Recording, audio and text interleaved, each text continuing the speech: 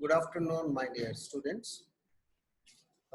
I'm going to take up a very important topic today because we are supposed to communicate to the people the various aspects of health and motivate them, make them aware, and also see that they change their behavior, at least as far as health behavior is concerned. There's a saying that a pill, a tablet, can are made to cure one disease, and a vaccine may prevent one disease, whereas a piece of advice, a small piece of advice, can cause prevention of many diseases. Say, for instance, if you can advise people on washing of the hands, people advise people on social distancing, and advise people on wearing the mask. We are not only preventing one disease, that is COVID-19, but you are preventing a group of disorders which are transmitted through the air, a group of disorders which are transmitted through fomites, a group of disorders which are transmitted from person to person.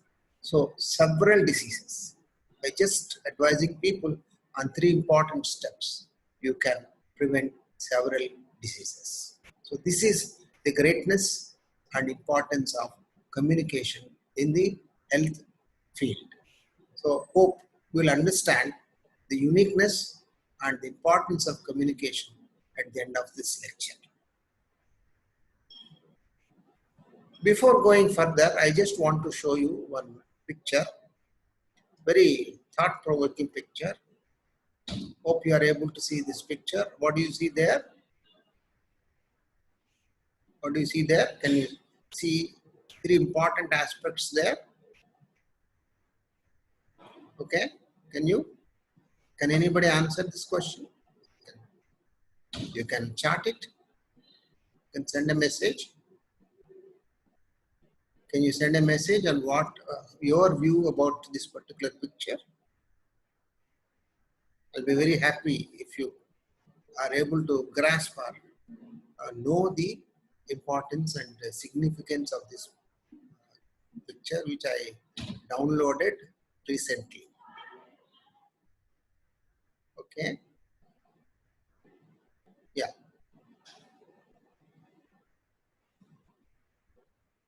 Yes, you are right. See, here you can see a hand and a few seeds and furrowed land, that is the tilled land. So 3 aspects you are seeing: the hand of a farmer, and the seeds for germination, and land for the seeds to germinate. So these are the 3 important things you should remember. And here, these 3, if you can remember till the end of this lecture, probably you will have a very good understanding of what is meant by communication in our field. Okay. Now let us go a little further. Find out what is the need to communicate. After all, you are a doctor. You can have a stethoscope and just auscultate, palpate, and examine the patient and diagnose, and then start giving injections or surgery, treatment, all these things. Why I should talk to the people? Unfortunately, this is the usual type of thinking of most of the doctors. And most of the people, doctors also have the fancy of saying that I am too busy. I just cannot talk to the people. That means they are neglecting the most important aspect of their profession. Okay. Now, to be more precise, you also will understand with me that the term doctor means a communicator. It doesn't mean a person who is giving injections, a person who is doing surgeries, a person who is doing some operations and all these things. No, a term doctor means a communicator. If you are not a communicator, you may be a physician, you may be a surgeon, you may be a super specialist, but you are not a doctor. By the way, I suddenly remember today is the Doctor's Day. You are all the budding doctors, and I communicate to you my best wishes for the Doctor's Day.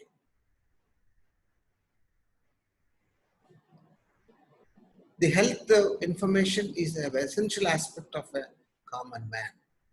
As a doctor, as a medical student, you are more knowledgeable as far as health and disease is concerned. So, a common man requires all this health information, and you have the responsibility, and it is mandatory that you should be able to communicate whatever information you have in your mind about a disease, about the prevention, about the various strategies of the treatment and the other things to a common man, right? So this is the most important aspect of your profession. If you don't do it, probably you are neglecting the professional skills. Okay, so to get the health information, you should gather the reliable sources, and all that reliable information should be passed on to a common man, because common man is almost like a white paper. Okay, you are writing on the white paper with the knowledge that you acquire, and see that this white paper becomes a useful paper little later. Now, every individual is responsible for his own health. As per the health responsibilities, every individual is responsible for his health. It's not the government, it is not the doctor, it is not the hospital, it is not any other agency, but basically you are responsible for your own health, and I am responsible for my own health. Only thing is, I take the help, advice from a doctor or a professional to keep myself healthy. But after knowing everything what I should do, if I am not practicing, probably I may be sick, I may be ill, and I am responsible for all the illnesses. Okay, nobody has to blame the doctor or anybody, but our responsibility is that that individual should be made knowledgeable about the various health aspects. Healthy behavior is a public health priority. Everyone should have that healthy behavior. If one person out of 10 is not behaving properly, all the 10 people will get sickness. Do you remember this? Say for instance, we are educating the people on wearing the mask, and out of 10 people, 3 people are not wearing the mask properly, and 7 are wearing it properly. Then what happens? These 3 people can vitiate the entire environment, and they can cause sickness in the remaining people. Okay, healthy behavior is a behavior which is collectively done. If somebody is having the stagnant water in his house, he is breeding a lot of mosquitoes in his house, and these mosquitoes not only bite him but also bite the people around. So here again, the wrong behavior of one person is responsible for the spread of malaria in the entire village, the entire community. So that's why the healthy behavior is a public health priority. We should see that all the people in a community, they acquire minimum standards of healthy behavior and start practicing them. Then only we can think of preventing a disease.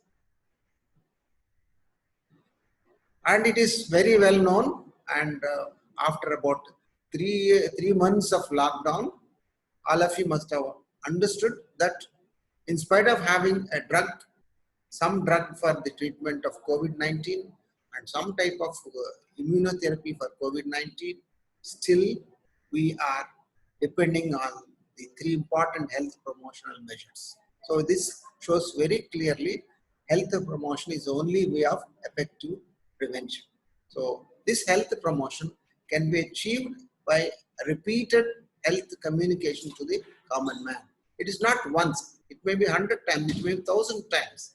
See, in the TV you are seeing almost every day, every fellow is trying to talk about the same points. You may get fed up, but ultimately when you hear so many people talking like that, you will have a change in your behavior. Everybody will have a change in the behavior. So the health promotional measures are not actually one-time effort. It is a multiple efforts. Many times you go on telling them, at the end of it, you may get some change. Now coming to the doctors, doctors play a very, very important role in health communications, right? Because you are the ultimate person, you are the consultant, you are the specialist in health, and you have the best possible knowledge. So don't underestimate yourself. It may be an MBBS person, it may be MD person, or it may be a super specialist. A doctor is a doctor. All the doctors, from top to bottom, they have an important role in health communication.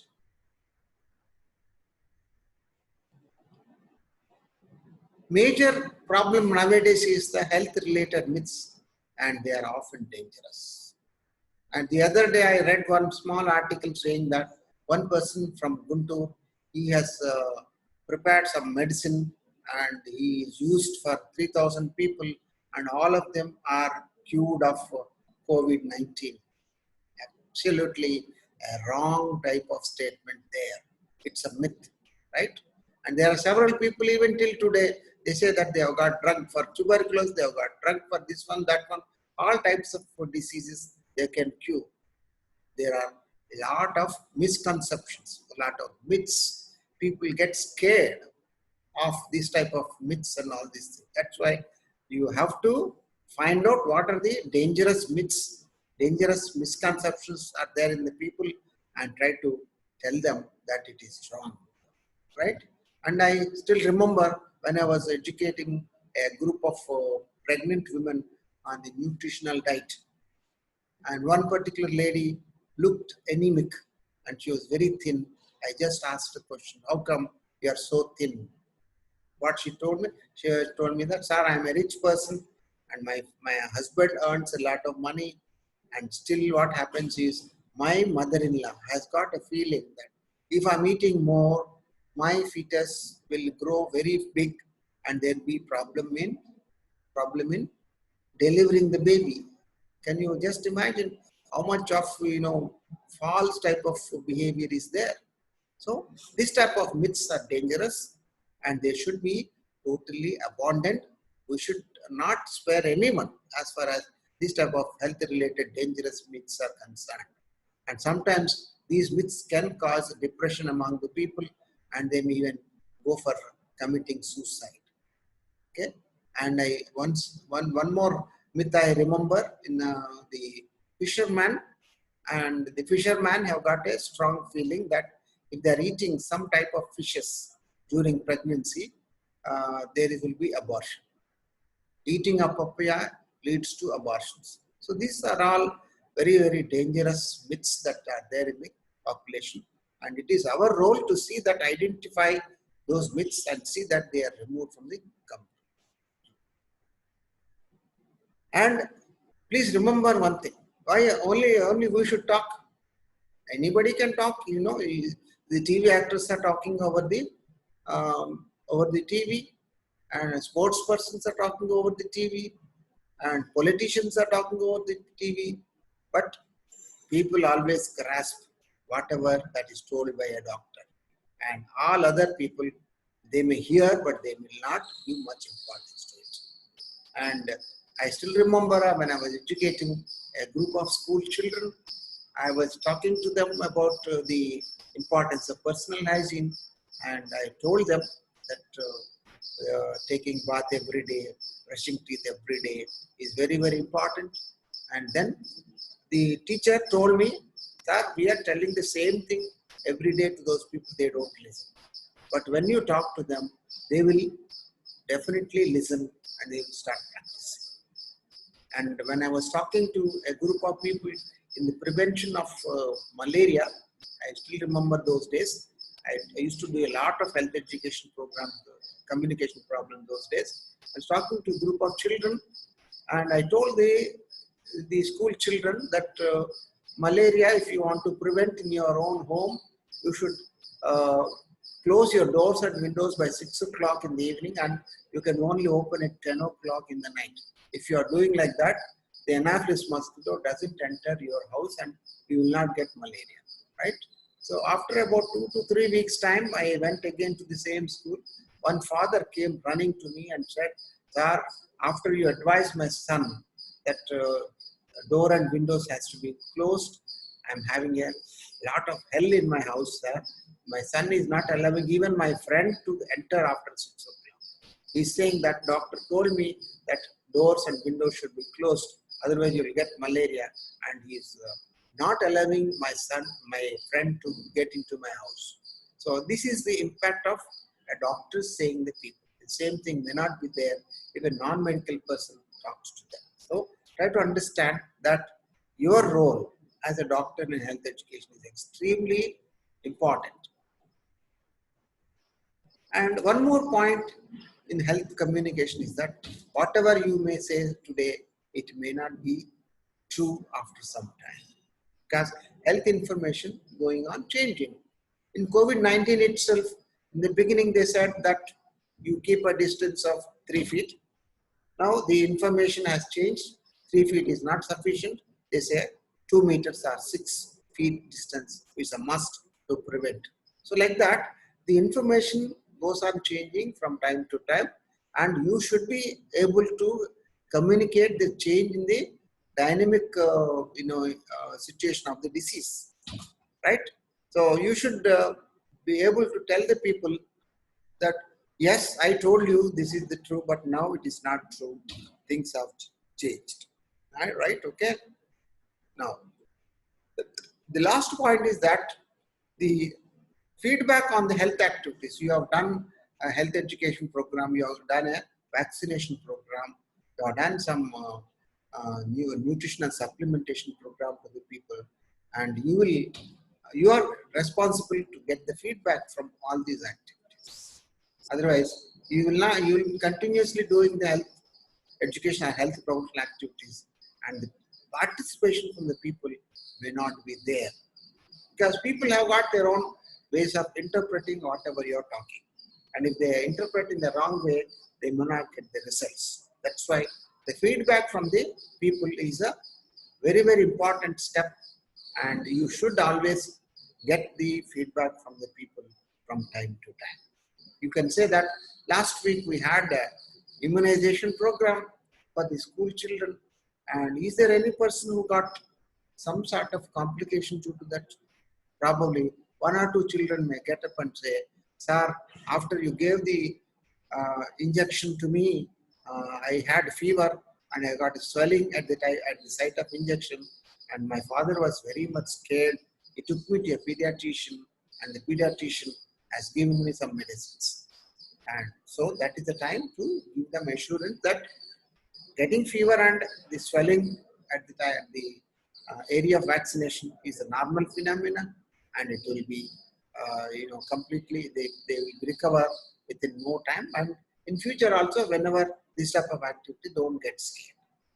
Okay, like that, the feedback helps you to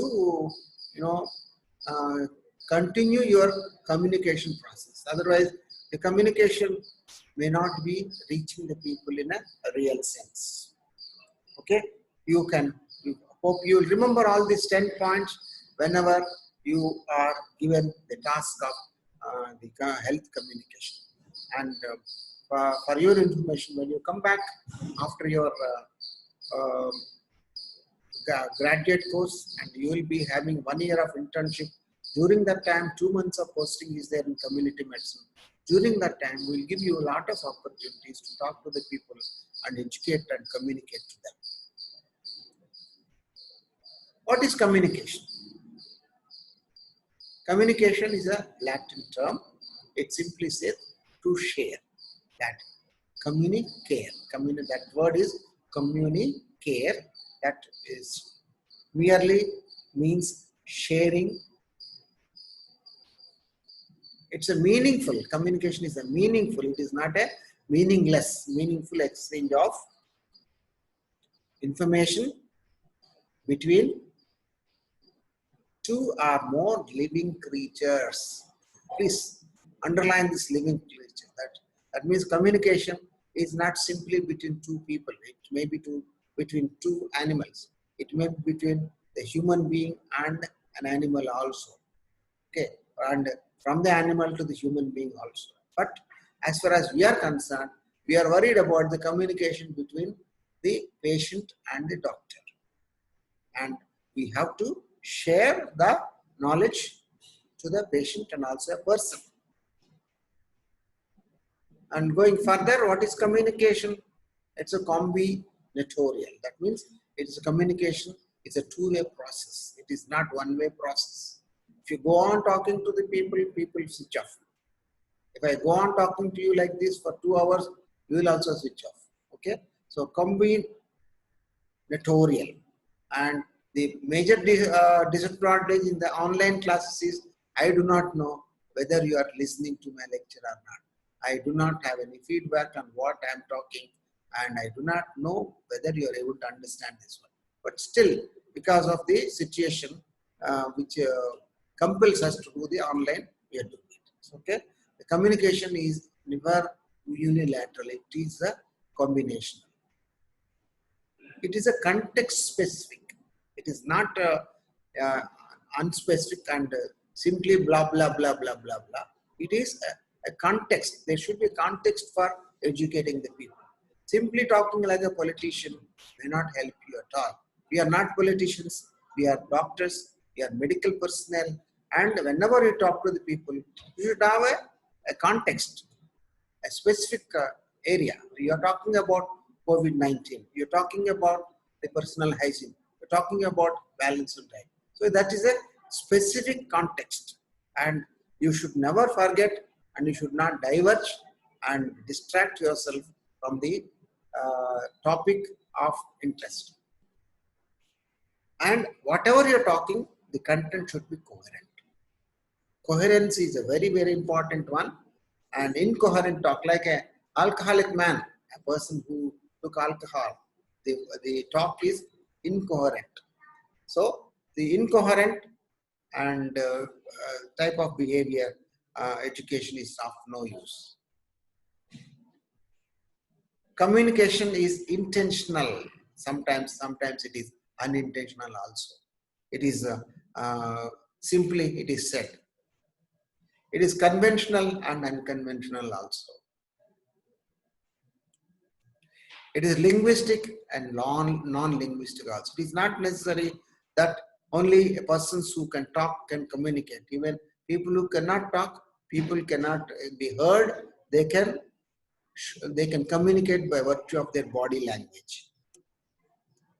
It can be spoken, or it may be other modes of communication. Spoken one is the most common one, but there are so many other modes of communication. So you have to remember that communication, talking and listening, communication is a very complicated aspect of human behavior. The content of communication. What are the different types of content that we have in the communication?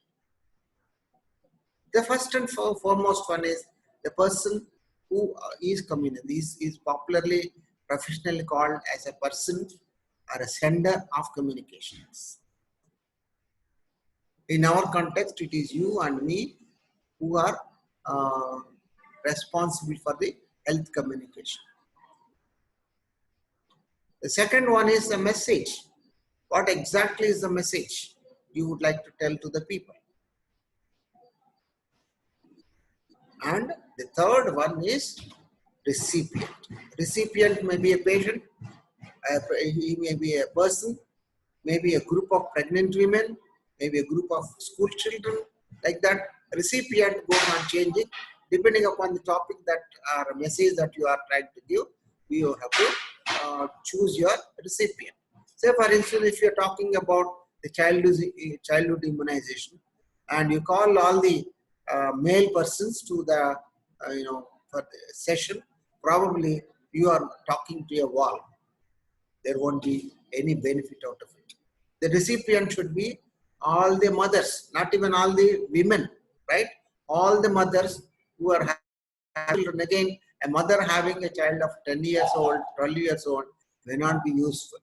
You should be able to select your recipient in such a way that the message that you are trying to give is useful to that person, right? The mothers who are having children below 2 years of age, because immunization process is going on and your topic is on childhood immunization, right?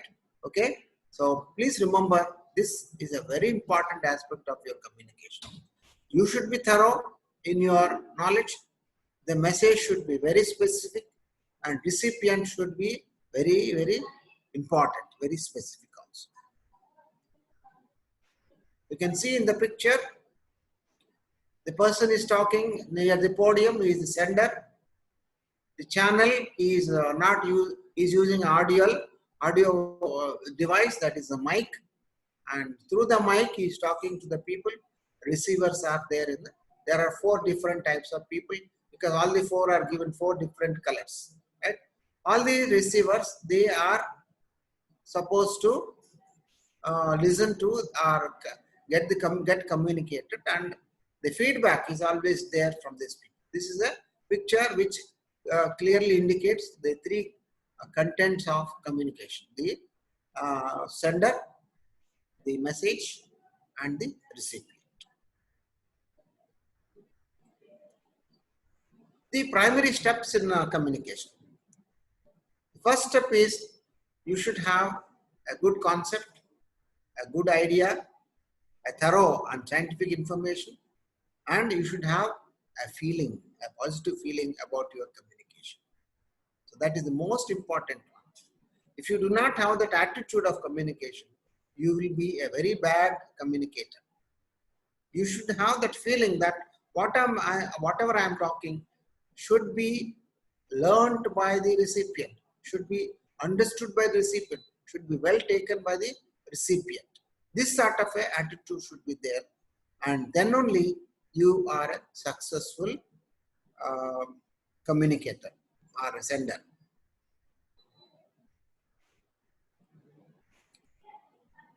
Then the message is sent when once you are ready, you have got a good idea, a good concept, a thorough scientific knowledge, and you got an aptitude for communicating to the people. The message is sent.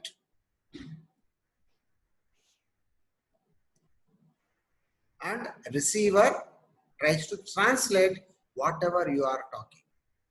And because he will not take the message as it is, he has got his own way of interpreting your message. And see, I still remember, I was talking to the people in a church in Mangalore. I was talking on HIV/AIDS, and I was telling the people that I told them, if you are HIV patient, these are the ways you can communicate the disease to the others. So I heard one of the receivers saying that, oh, so sorry, this man is suffering from HIV infection, that's why he's talking. I didn't mean that I am having this. I'm only theoretically saying, if I am the person having HIV, I will do all these things so that it will not be transmitted to the others. Okay, so a receiver has got his own ways of translating whatever you are talking, and you should be very much alert about it.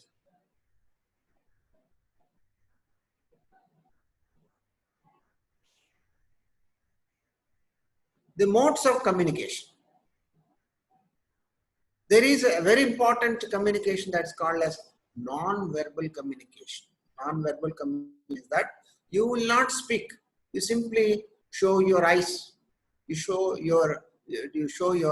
raise your eyebrows. You open your mouth, or you giggle. You show your teeth. Like that, there's a lot of you are nodding your head, right? And you are shaking your hand. All these things are non-verbal communications and very, very effective. I can tell you, a person who has got a good skill of non-verbal communication, he can communicate things so well, because the non-verbal communications are taken so strongly by the people. Now, one cannot escape the non-verbal communication. The second one is called as oral communication. You talk to the people, and the language that you speak is very, very important. And this communication should be done at a pace which is acceptable to the people, right? You cannot go on giving a lecture in a very rapid way and you don't get into the people's mind. There is one more type of communication, business communication, that you always see in the TVs, right? They have got some product and that product is being shown almost 10 times, 15 times, and poor the housewives, they listen to that and they get so much attracted, they start buying it, right? The business communication is a repeated type of communication, and initially they may say that, no, this is not good, but after 10 days or 15 days of continuous bombarding by the business communications, people start changing and start wasting their money. A written communication, sometimes you just send a pamphlet, written chits and all these things, written communications are there. So there are basically 4 types of communications. One is a non-verbal communication, oral communication, a business communication, and a written communication. All these types of communication, they've got their own values, their own place. So you may have to use all these 4 types of communications when you are communicating to the people. A non-verbal communication is body language, gestures, sign languages. You can sign, you can, over the TV you got the sign language, and haptic communication. This is very important communication which I have practiced in my life. That is haptic. Just put your hand on the shoulder of a person, right? Your warm shoulder, warm hand on the shoulder of a person gives intense amount of happiness on the people, right? That warm hand can convey many things, can communicate many things. It gives them a sort of confidence. You just put your hand on the shoulder and say, nothing to worry. A person is very much scared that he is going for a very important and very complicated operation, and he is so much scared. He has got a feeling that he may die during surgery, right? Just put your hand on the shoulder and say that nothing will happen, and that gives a lot of impact. You may say that, oh no, nothing will happen. That doesn't have much effect. Put your hand on the shoulder and say something that has got, this is called as haptic communication. Chronomic communication, it is the communication about the language. A person is going on speaking on the stage, and the time is over, people are getting restless, right? So you are sitting in the front row, just show your watch, wrist watch to him. That is called as the chronomic communication. Facial expressions, you can always show your sadness, anger, and everything to the people. And emoticons, again, this is one more non-verbal type of which is often used in WhatsApp communications. You put a communication where you are trying to say wonderful, thank you, and all this. Emoticons, they are a very good way of non-verbal communication. Okay, body language, your gestures, your sign languages, haptic communications, chronomic communications, facial expressions, emoticons. So many types of non-verbal communications are there. I'm not saying that you should use all of them. At least while you're talking, some of these non-verbal communications can also help you in communicating to the people. Oral communication, you should know the language. Sometimes you may have to know the dialect. East Godavari person may not be able to talk well in Visakhapatnam because the dialect of Telugu in Visakhapatnam is slightly different. Slang, there is a lot of slang in the languages. Accents are there, and colloquial languages are there. So the oral communication improves as and when you are trying to improve yourself as far as your dialect is concerned, your slang language is concerned, your accent is concerned, and your colloquial language is concerned. all these types of variations you should put into your communication skills, right? And a person going from India and he's there in UK and he's trying to communicate to the people in English, and those people may not take your language because it is yours, maybe Tinglish, it may be English, depending upon your language. If you are a Telugu man, you start talking Tinglish. If you are a Hindi man, you start talking English, right? So like that, the accent is totally different. People may not be able to get what you are talking. So your oral communication should have a good language. It should be dialect specific. It should be having the slangs, local slangs and accent. Then only it will be very, very useful. A business communication, it is commercial advertisements. There are skits and plays and media management, internet transfers. All these things are business communications, and we have to do this type of business communication. Sometimes when you want people to use the mask, right? And when you want to use or want people to use a new type of a health product which is good for them, that product you are trying to communicate to them and say that this is a very good one. Business communication skills are sometimes useful for all of us. Written communications, you have got ideographic writings, alphabetic writings, and printing, and the electronic recording and computer communication. These are all the different types of written communications, right? I am having a written communication. I have written something on the PowerPoint. I am communicating to you. This is a written communication, right? Always remember, a written communication may not be useful if they are just shown. A written communication, which is along with the oral communication, if they are clubbed together, there is audio visual type of a communication, which is the most useful type of communication. Simply talking, it may not go into the people. Simply showing some written matter may not go into the people. If you combine these two things, the audiovisual effect is wonderful, right? So if you are talking to the people, only 30% of your talk may be heard. If you are showing to the people, maybe 20 to 30% may be heard. And if you are mixing both your oral and written communications, probably you will be able to reach 80 to 90% of communication skills. Okay, so that's why audiovisual. I can even 1 hour I can talk to you without this PowerPoint, but still I use the PowerPoint. Why? The reason is that when I'm talking and also showing something on the screen, probably you hear much, you understand much better, you retain much better. And something which is seen by your eye, it remains in your mind for a longer period.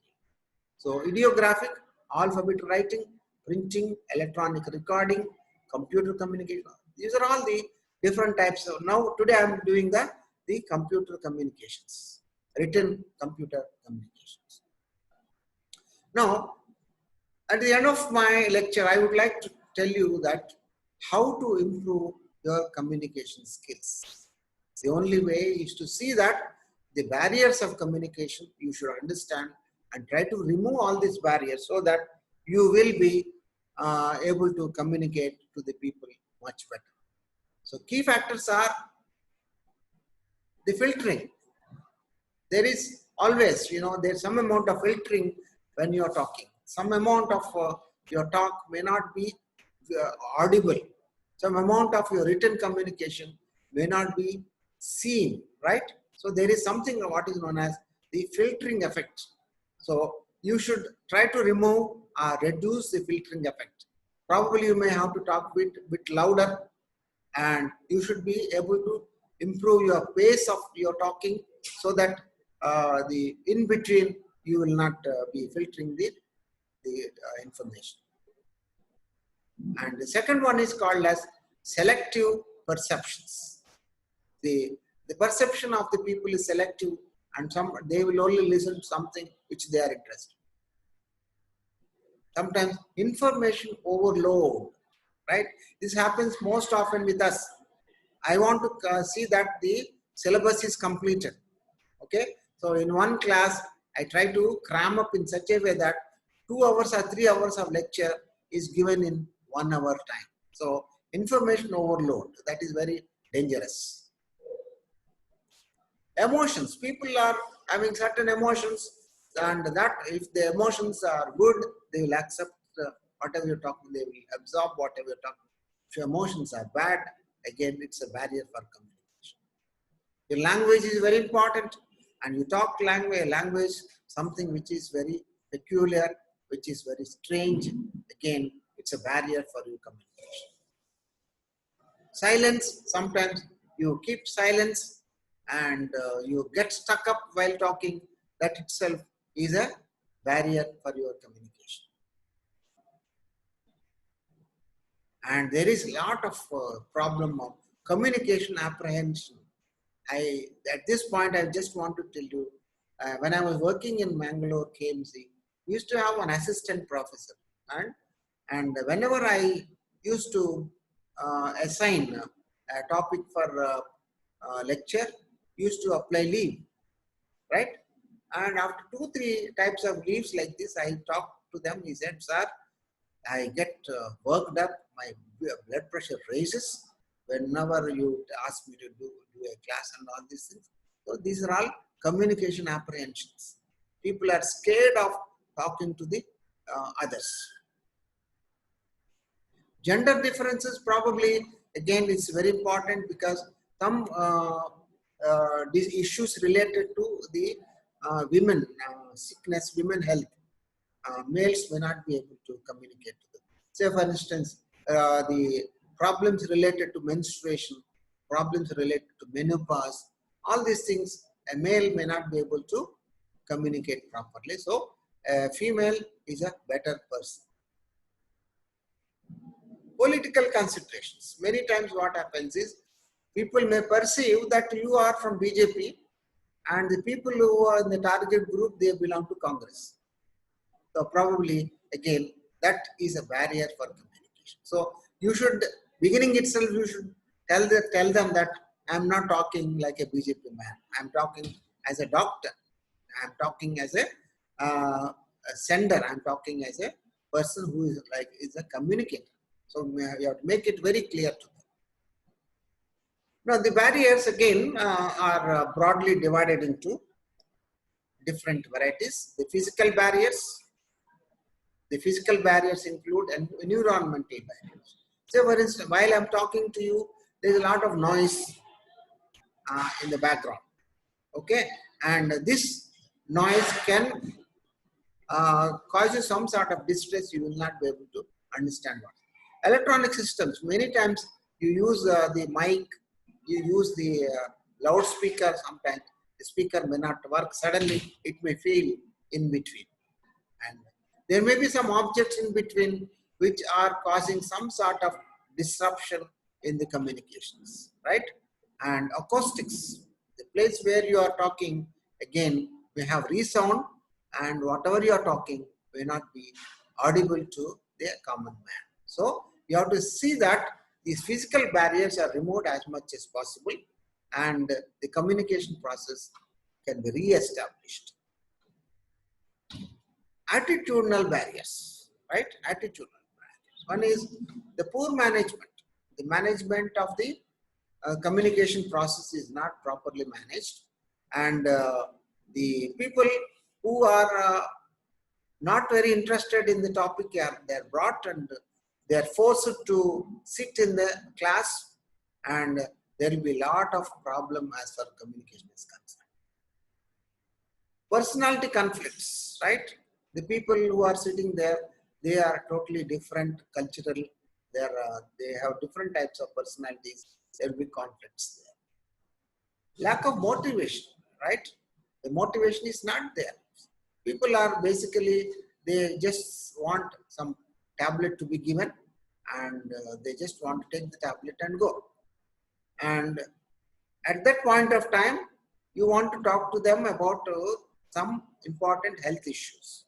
There is no motivation in that person, and she has come from home, and she has to go back and complete the kitchen work, and her husband is coming for lunch, and she is so much worried about it. There is no motivation, and you want to talk to her, she will not be able to listen, and she starts running away from you. Okay, that is lack of motivation. religious disparities, and these disparities are very, very important because you belong to Hindu religion and you're talking to a group of Muslims and you're talking about uh, this one, what is the family planning methods, and a Muslim man gets up and says that, sir, my Quran says that you should not stop the delivery of the babies. It is dangerous. It is not good as per our religion. And you do not know because you are a Hindu, I'm a Muslim, I know that this is wrong. So that disparities can happen. Economic problems in the attitudes, and the people have basically come there to get some sort of remuneration, and you take that opportunity and start talking, and they say, give us some money, we'll go. There are physiological barriers, that is fatigue. People are fatigued, especially the people are brought from a long distance, they have traveled and they're sitting in the classroom and they're already fatigued. Sleepiness, alcoholism. People can have the problem of alcoholism, sickness, disability. These are different types of physiological barriers which make your communication process ineffective. Barriers to effective communication, right? That is technical problems, semantic problems, effectiveness of the problem. The cultural emotional barriers. There are so many here the socio-economic status is important. You belong to high socio-economic status, the common man belongs to low socio-economic status. You don't understand their problems, socio-economic problems, and you start saying that you use this, you use that, and it may not be an effective skill.